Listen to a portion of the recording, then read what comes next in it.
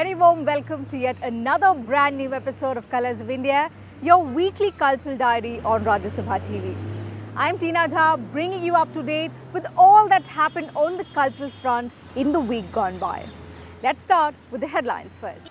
We begin today with the celebration of performing arts, followed by yet another celebration, this time of India's legends. And finally, the latest exhibition by Anupam Sood.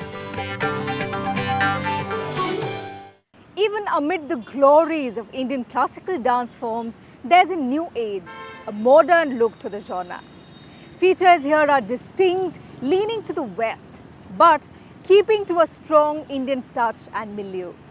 Modern dances, working around themes and colors, have struck a chord across India's urban and semi-urban landscapes. Take a look for yourself.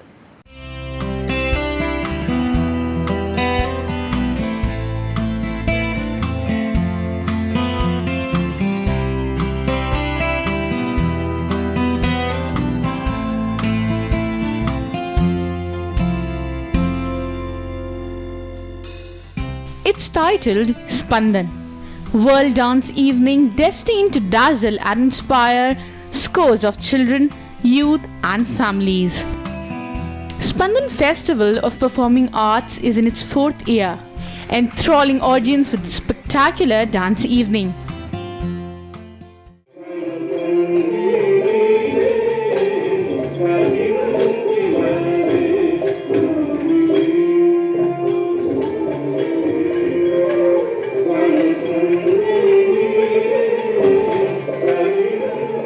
First on stage, an Odissi dancer, Arushi Mudgal.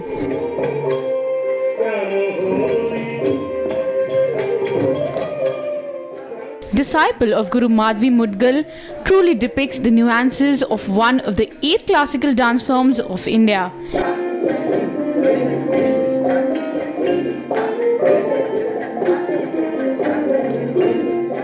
Originated from the state of Odisha, it is the oldest surviving dance form of India on the basis of archaeological evidences.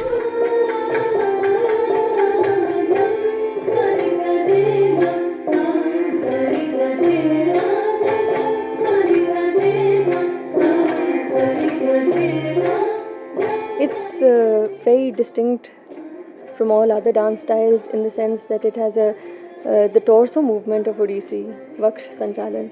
It's very peculiar to this dance form. And then there are the 2 main body positions of Odissi, namely Chauk and Tribhangi. Tribhangi meaning 3 bends. 3 bends which occur at first at the neck, second at the torso, and third at the knees. So these are 2 very, very distinct body postures of Odissi.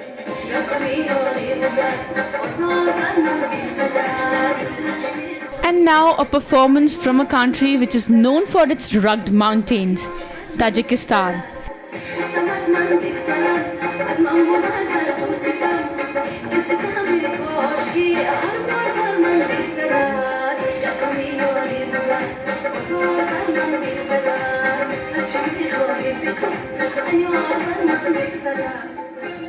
Nasiba Miravaskunova, disciple of Guru Jaikishan Maharaj, presented the Tajik dance.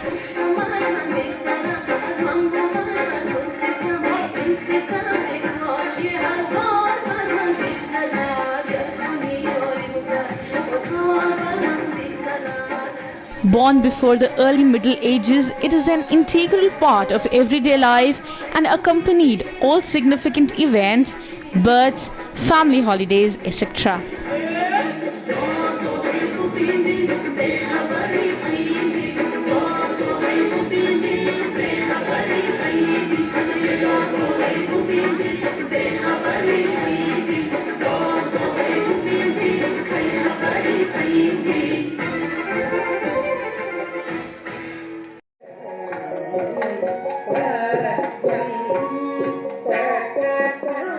And coming back to our Indian dance forms now.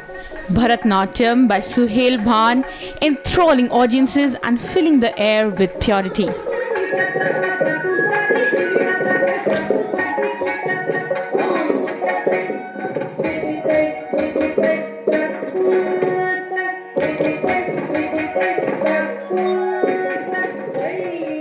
Bharatanatyam combines bhavam, meaning expression, ragam, meaning music, talam, meaning rhythm, and natyam, meaning dance.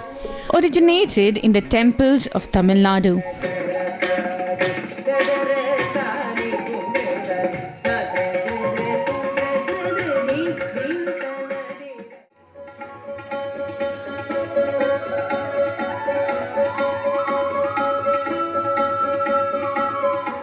And last but not the least, Kathak by Irina Birukova from Russia.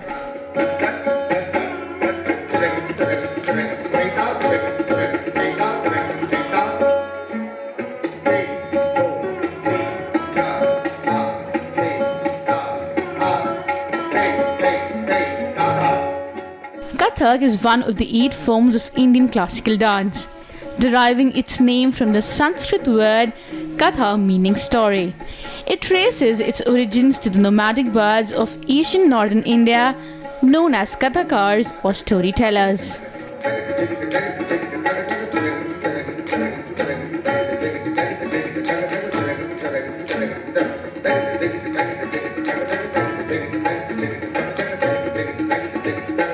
This is not only about the movement, this is about connection between your teacher, between your soul and yourself. It is like something, not in this world, When you are dancing that, it's not you, So that's why for me it's just like to discover myself in a different way, I look so deep in your eyes. I touch you more and more every time. When you leave, I'm begging you not to go. Call your name 2-3 times in a row. Such a funny thing for me to try to explain. How I'm feeling, my pride is the one to blame.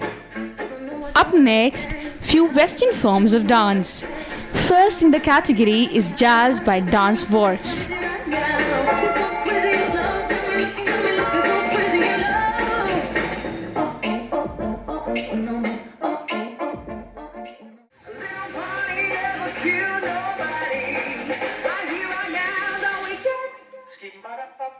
The term jazz was first applied to a style of dance during the First World War.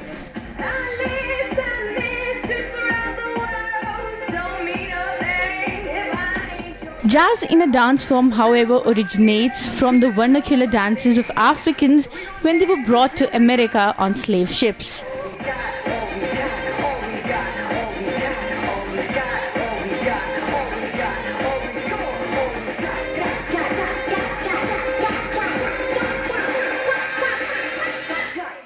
Jazz dance first appeared in African American culture in the United States and is linked with the native music of African slaves, featuring free conversation-like style of improvisation.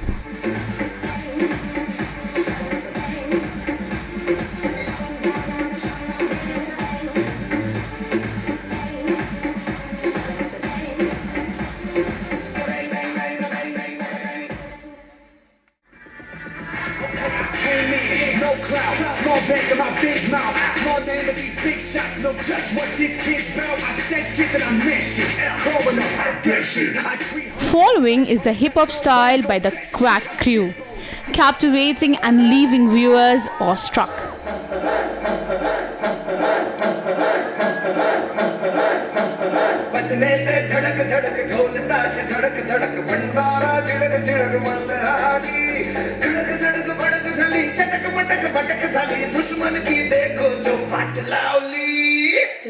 Hip-hop dance refers to the street dance styles primarily performed to hip-hop music or that have evolved as a part of hip-hop culture. It includes a wide range of styles, primarily breaking, locking and popping, which are created in the 1970s and made popular by dance crews in the United States.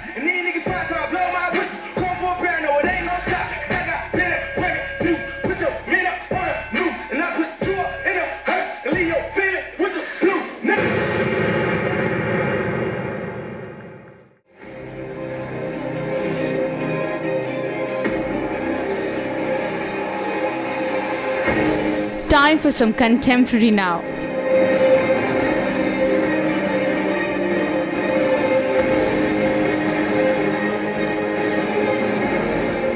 The Sadhya group presents dance performance genre that developed during the mid-20th century and has since grown to become one of the dominant genres of formally trained dancers throughout the world.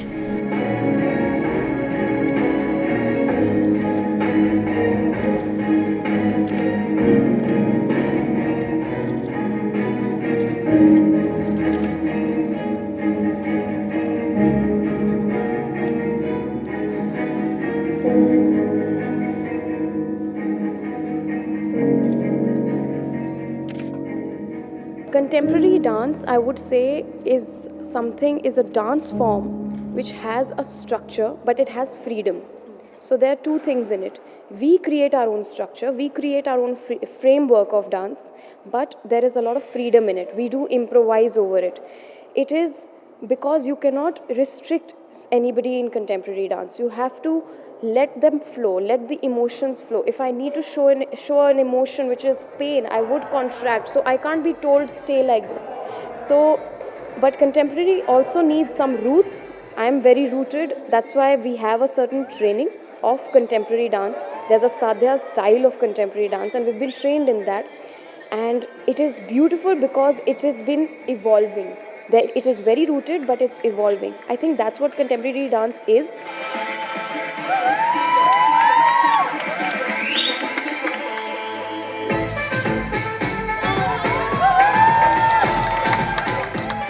And the highlight, flow art and folk fusion.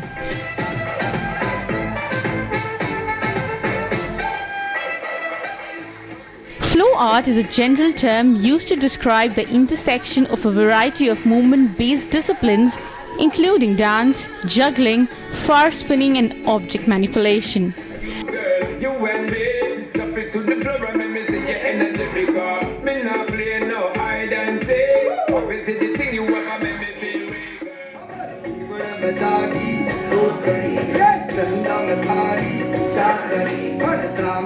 And folk fusion by Nitisha Nanda on stage was cherry on the cake.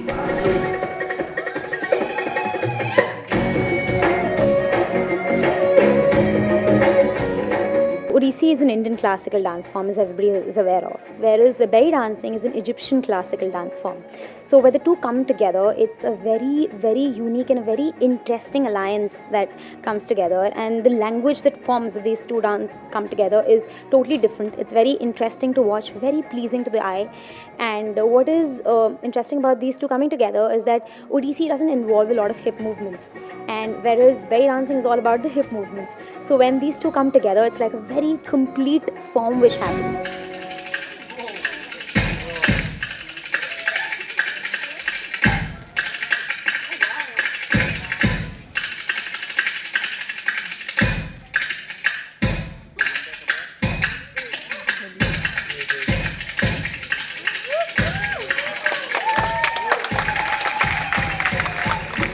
A brilliant exponent of Odissi and belly dance. The grace, elegance, purity, tenderness and expression are nothing short of divine.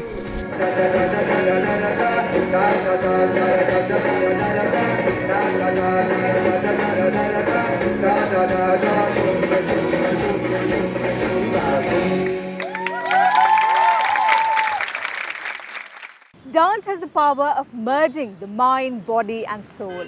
And the performances here were a magnificent articulation of our history through expression. On that note, time for a very short break. Lots more coming up on the other side. When we return, we introduce you to artists whose focus now lies on preserving India's rich cultural heritage. So stay tuned. Welcome back after the break. Now in this segment, we'll introduce you to a cultural organization that works with the focus of promoting India's rich heritage of dance and music. Its aim is to make the present generation aware of the art, culture and the rich legacy of our forefathers. And this message was very well conveyed in this special show. Take a look.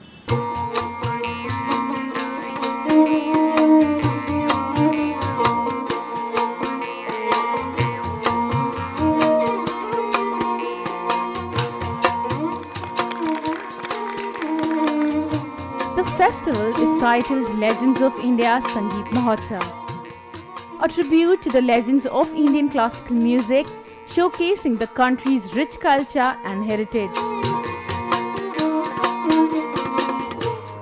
This 16th edition of the Mahotsav, in collaboration with Drupad Vartul Trust, has taken on a life of its own and gained momentum over years.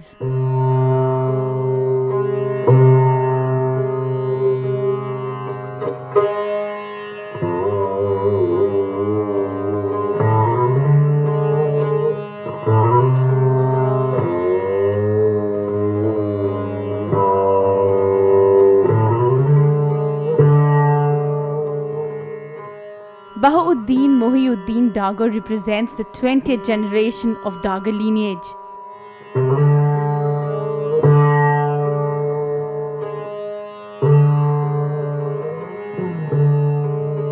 His family has been pushing to revive and preserve the centuries-old tradition of the Drupad.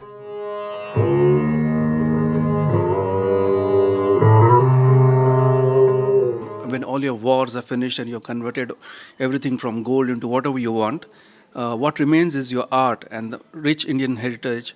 The Drupad singing is one of the rich Indian cultures of India, which you can show as what you have in India and what India represents strongly all around the world.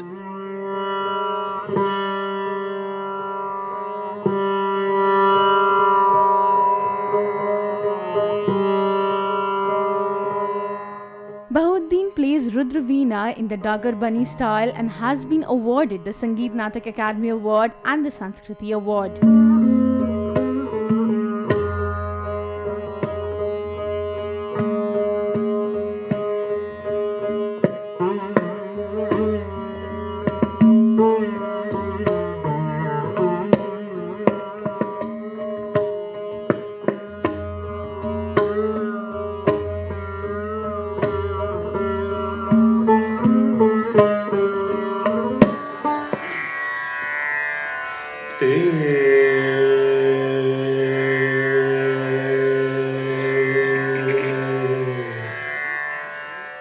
Nirmalade, a distinguished Drupad vocalist, received initial Drupad training from Professor Nimai Chand Borel.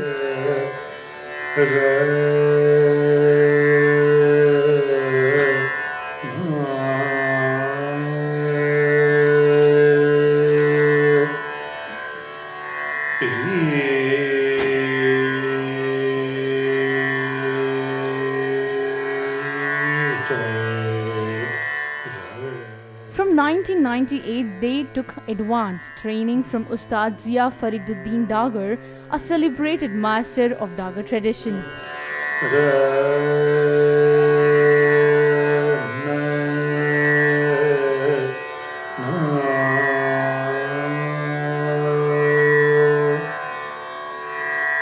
Yeah, as far as our Dagger tradition is concerned, both vocal and instrumental music are equally important. And for vocalists also, it's important to be able to understand and appreciate the instrumental music. And for an instrumentalist also, it is important to be able to understand and appreciate vocal music because they are complementary to each other.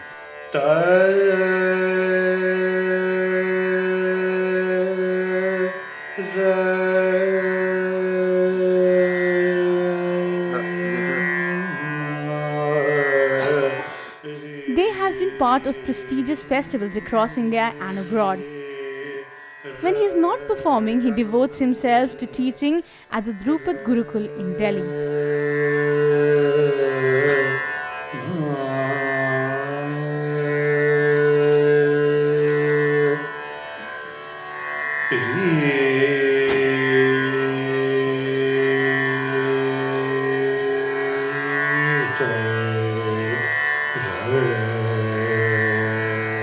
Well, the festival, now in its 16th edition, did manage to live up to everyone's expectations. It paid rich tributes to Indian classical music and its legends. It also brought together some of the best Drupad artists in the country. With that, time for another short break. Still more to come on the program. Do stay with us. On the other side, wonderful etchings by one of India's finest printmakers. Welcome back once again. Now, in our final segment, let's take you to the world of printmaking. This art of creating original prints came to India in the middle of the 18th century. And here's an exhibition showcasing the art through different printing processes. Take a look.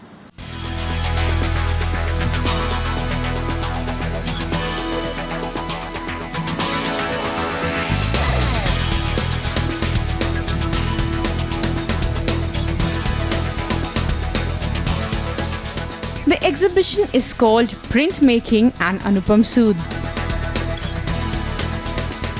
It celebrates the world of prints and printmaking done by none other than contemporary artist Anupam Sood.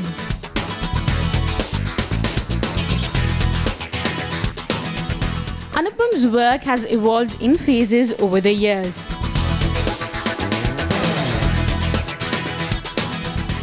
From the rather architectural forms, limbs and human figures in the mid-1970s to largely feminist subjects in the late 1970s, the common human predicament is a recurring theme in her work. Firstly, for Anupam Sood, there are three things which, according to her, are most important. They are key. First is the visual language. Second is the idea. And third is the technique, which she says that she takes full liberty with. Her work, according to her, is all about connection, a connection with the people that she's depicting in her work, with the objects, and with the viewer.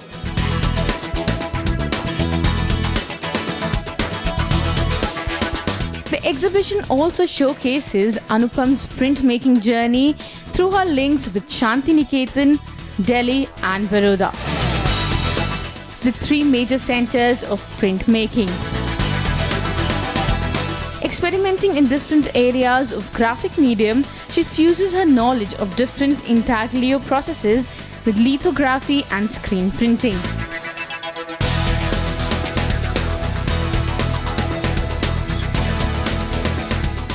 For me, this is the first exhibition where the prints are not just the prints of something, but the prints are an original art form to express what the artist has in mind.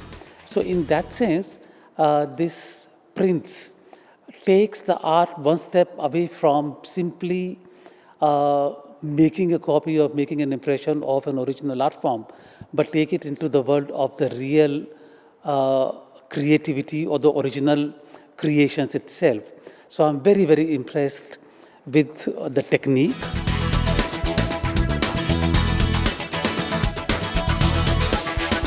Here's another eye-catching piece on display. It is artist Avijit Roy's Life Circle. This piece of art comes with a message. Everything in this world goes around in a circle where there is no end.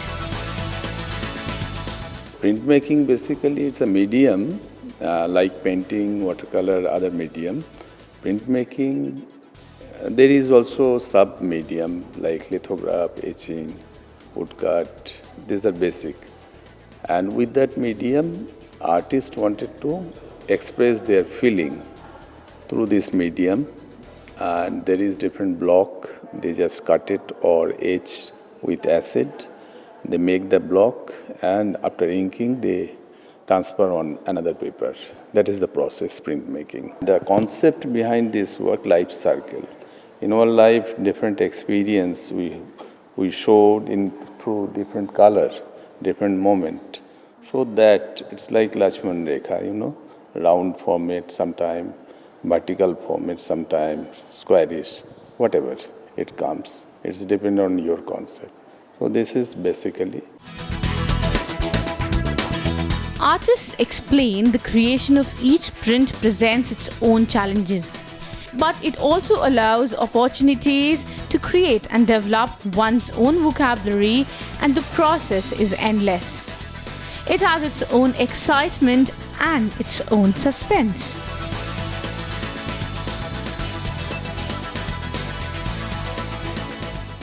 Well, the exhibition was a landmark one for printmaking. it also was an inspiration for art connoisseurs in the capital city. With that, time for me to wrap up this edition of Colors of India. We'll see you same time next week with another bunch of exciting and colourful stories. Until then, take very good care of yourself. It's a goodbye from the entire team.